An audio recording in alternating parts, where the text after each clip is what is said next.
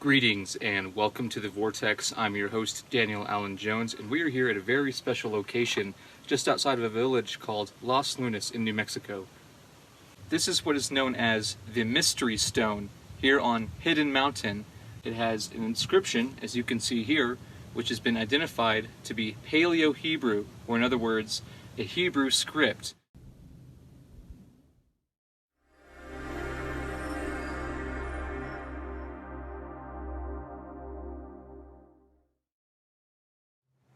This site was first discovered in 1933 by Professor Frank Hibben, who came out and realized that there was some significance to this location.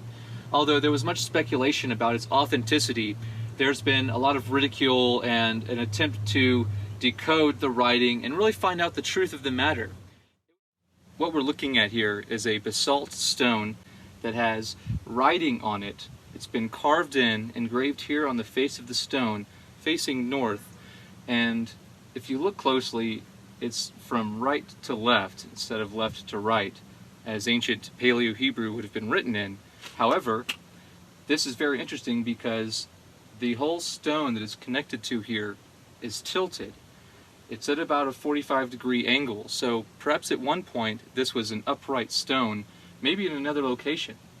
Who knows how long ago this could have fallen down. The inscription has over 200 characters here. The stone itself seems to measure about 5 feet across.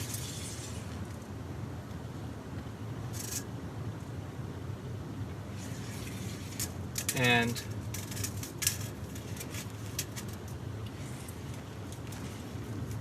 about 4 feet tall.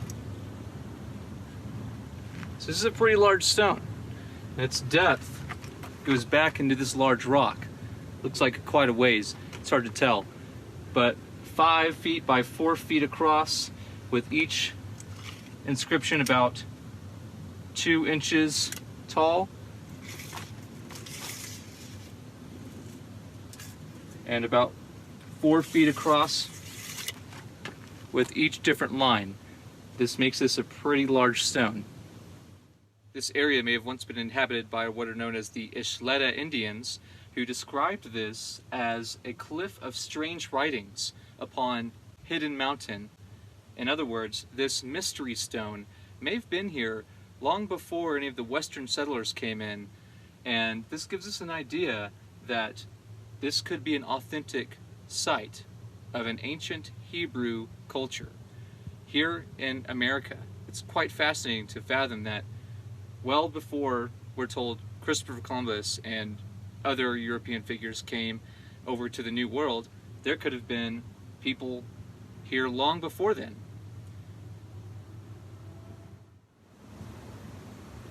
This out-of-place artifact seems quite interesting in that if it is indeed authentic, it could tell us that ancient Hebrews were here in America as far back as 2,000 to 2,500 years ago, which goes against the conventional model completely. And we're told that Europeans weren't really here until around the time of Christopher Columbus. So what were Hebrews, ancient Hebrew people, doing here in America that long ago? It's quite interesting, but there may be some relations between native tribes, native peoples here in America, and ancient Hebrew cultures as well.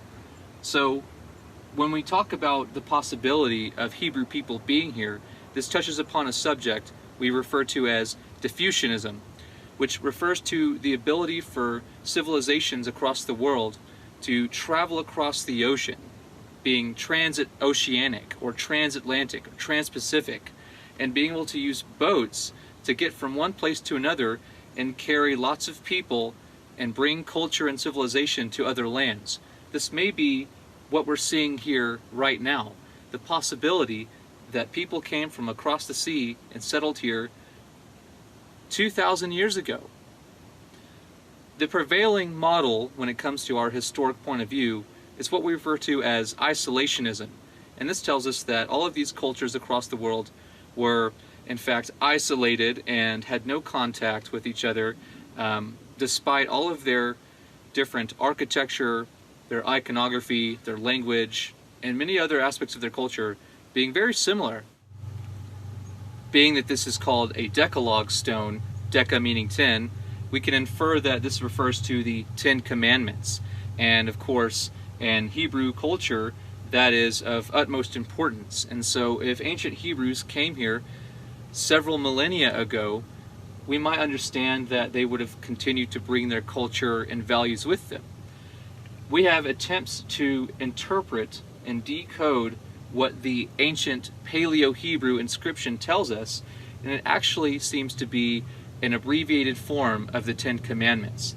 This is quite interesting because we wonder if the possibility of a hoax is there. If someone came along the way later on in modern times and decided to scratch in. You can actually see people have come to this site and done all kinds of different engravings and scratchings all over the stone here, but when it comes to the actual Hebrew writing, the Paleo-Hebrew inscriptions on this cipher, it gives us the impression that it very well could be authentic, especially when the Ishleta Indians are telling us here on Hidden Mountain that this is a cliff of strange writings and that this was here before Westerners came and settled in the area. And if that is indeed the case, then this could very well be an authentic artifact. In 1955, Dr. Robert Pfeiffer, who was the curator of Harvard's Semitic Museum, who also had an enormous role in the uncovering and excavation of Iraq artifacts from the Middle East, came to this location and felt that it was very authentic. And while it didn't receive a positive light amongst his colleagues, he thought that this was a legitimate location containing Paleo-Hebrew and Phoenician inscriptions. And if this is indeed the case, then it overthrows the prevailing conventional model of history. And again, as we would hope science can revise itself when we encounter new findings out in the field and out in nature as we're exploring and making new discoveries, this might not always be the case, because when it comes to academics and the established institution in which we are indoctrinated within, they uphold a very specific narrative, and if anything comes to challenge that, it can be quite controversial, such as this Decalogue stone or the Mystery Stone here of Los Lunas, New Mexico. You can see all over the top of the rest of the stone and around the bottom on the side that there are dark sides, and that this is a very important part that stands out, and someone took the time to clean it up for us to be able to know that it is here. This does seem to be a very active location that people come and visit every so often. As you can see here, the first of the Ten Commandments is actually scratched out, and someone has come in recent times to deface the stone, unfortunately, but a lot of the others here are still intact, as you can see, and it's suggested at one point that this face of the stone was either pressure washed, sandblasted, or cleaned, because there's a darkening and there's no patina on the front side of the stone. The patina is the buildup and what we see geologically form after a number of years. This is not the case on the front, so this tells us that at some point someone came to clear the stone's built up patina and dark marking so that we can more clearly see. You can still see some of the darkening here on the face of the stone. When it comes to these uparts, or out-of-place artifacts, they are simply filtered out of our mainstream conventional mode of history because the archaeologists are not familiar with them, or if they are, they're usually disregarded and filtered out because they don't seem to fit in, they're not taught, they're not discussed, they're not presented as an alternative perspective in academics. So we must consider the possibility in the alternative perspectives that ancient civilizations were not isolated, but rather had a common theme and a connection, perhaps a legacy that touched upon all of these cultures worldwide. If there were people that were traveling from Europe, from Asia, from Africa, over to the Americas centuries ago, millennia ago, this completely rewrites our history, and it ought to be the case when we find these things and we need to revision when it comes to our historical models of reality in the world around us. There's also inference that upon what is known as Hidden Mountain by the Ishleta natives, that not only is there this mystery stone, but up on top you have a possible star chart and other inscriptions referring to the Tetragrammaton, which is the Hebrew name of God, and a number of other fascinating artifacts. this very well could have been a tabernacle itself, or a temple, in relationship to the ancient Hebrew culture that could have potentially been here in America 2,000 to 2,500 years ago or more. It's a very curious and puzzling notion that these ancient people could have been here, but we're told that all of these people across the world were isolated and had no relationship with one another, despite a lot of their architecture, their cultural values, their languages being very similar. So here we are on top of Hidden Mountain, very high up, ascending to the top, and what do we find up here? Looks like a man-made structure. Definitely doesn't look like it's natural.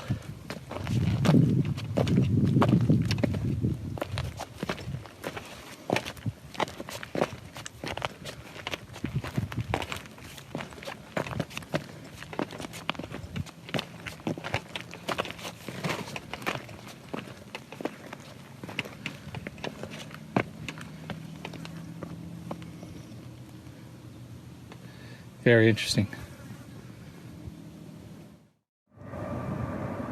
So this is a structure up on top of Hidden Mountain. It's very interesting, definitely man-made, but it's hard to tell exactly when it was made. Possibly more modern. There's a lot of inscriptions, a lot of carvings, little names and symbols and things which indicate that people have been up here, and this probably happened in more recent years. Nevertheless, it's very interesting. You can see all the way around for miles. Beautiful scenery. Looking back from that other stone structure over here, we can look on this way on Hidden Mountain and find another wall, a little barrier looks like, built up. It's hard to tell if this is modern, but really seems man-made with the way that these rocks are stacked and this pattern right here. Almost like a edge of a structure, but possibly not. It does seem peculiar that it is stacked up, like it's got some kind of intention behind what was going on here.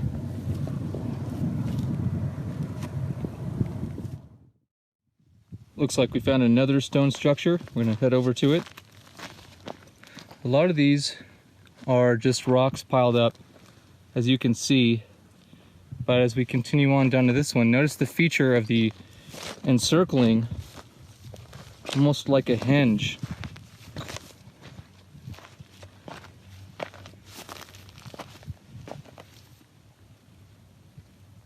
Very interesting features.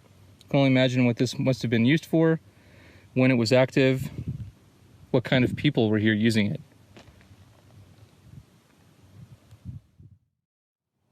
Here atop Hidden Mountain, what we're seeing down below looks like the remains of an ancient riverbed, which very well could have been used by ancient people traveling, going up and downstream, settling in the area, and using this for a much quicker mode of transportation. One of the interesting possibilities is that Native American cultures, or at least some of them, may have been descendants from ancient Hebrew civilization, where some of these people could have crossed the sea and been transoceanic, giving the notion of diffusionism rather than isolationism when it comes to human culture and civilization. These people could have been long descendants and seem to attempt to keep some of their culture intact. We can see some of this between the relational aspects between native culture and Hebrew culture.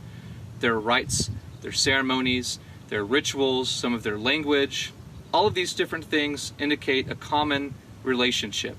So this could tell us that these people could be related to ancient Hebrews. And this, of course, would completely contradict our current conventional model of history.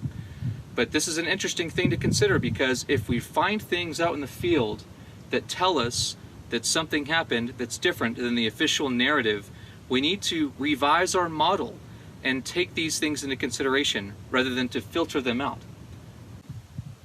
We like to keep an open mind, explore the possibilities. We won't know if we don't go. So we're doing that here now to see what the Decalogue, the mystery stone of Las Lunas, here at Hidden Mountain is all about. And now that you've seen it for yourself, It's an important factor in how we understand and interpret the world around us and consider the alternative possibilities when it comes to our models of the world and our ancient history. What's been going on?